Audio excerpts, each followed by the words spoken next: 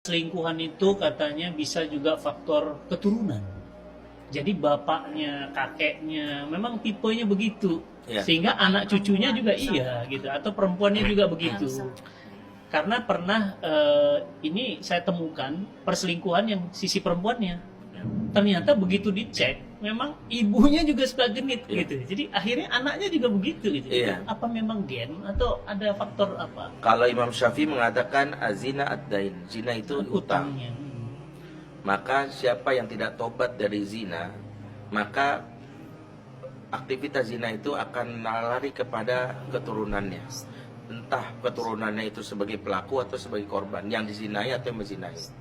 Maka mengapa orang yang sudah berzina, dia tidak bisa sekadar berpikir selesai minta maaf pada pasangan, tapi dia tidak membersihkan apa yang membuat dampak zina itu tidak lari pada pasangan. Karena bisa jadi keturunan Ya. lagi Keturunannya.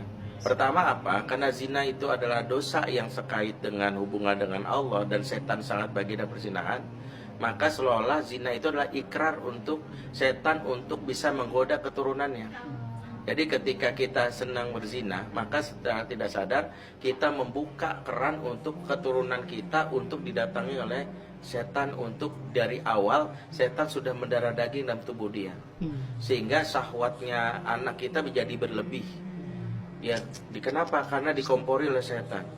Anak kita baik laki perempuan berlebih, sehingga mata dia memandang sesuatu, kalau yang lain itu bergairah tapi bisa menjaga, kalau ini enggak, dia tidak bisa mengontrol dirinya, maka dia bisa menjadi pelaku atau bisa menjadi korban perzinahan.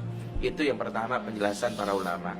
Yang kedua adalah secara konsep bahwa apa yang dilakukan orang tua itu sejatinya didengar dan dilihat serta diprasastikan oleh anak. Maksudnya gini, aktivitas ibu yang mungkin di masa lalu itu ada lisan-lisan yang terdengar ke telinga kita, dan secara tidak sadar masuk ke alam bawah sadar untuk menjadi pembenaran. Ya, ibu aja gue begini, bapak gue gitu, bapak aja gue gitu, dan itu masuk ke dalam alam bawah sadar. Kenapa?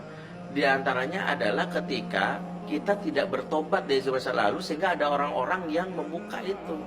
Itulah mengapa di makna istighfar itu adalah mohon ampun. Istighfar itu kan bukan sekedar diampuni, tapi ditutupi aib sampai keturunan kita nggak tahu. Beratnya adalah kalau keturunan kita tahu, itu masuk dalam alam bawah sadar untuk pembenaran.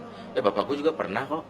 Dan itu pernah saya konfirmasi sama pelaku zina, dan yang dalam hal ini dia banyak perempuan lakukan. Kenapa?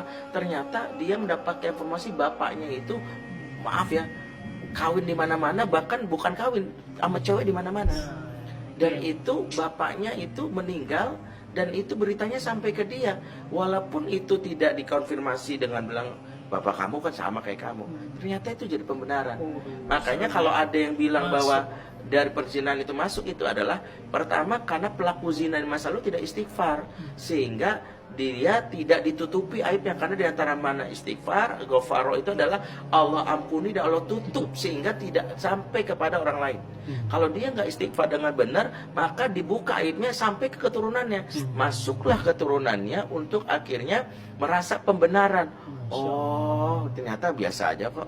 Sama seperti gini, orang bercerai, bapak ibu gue cerai, biasa gitu. Jadi itu di copy paste. Ya, bapak ibu gue nikah berkali-kali, kenapa gue juga bisa? Itu turun-temurun. Makanya kita tidak bisa mendanai dosa, karena mungkin kita punya pembandelan.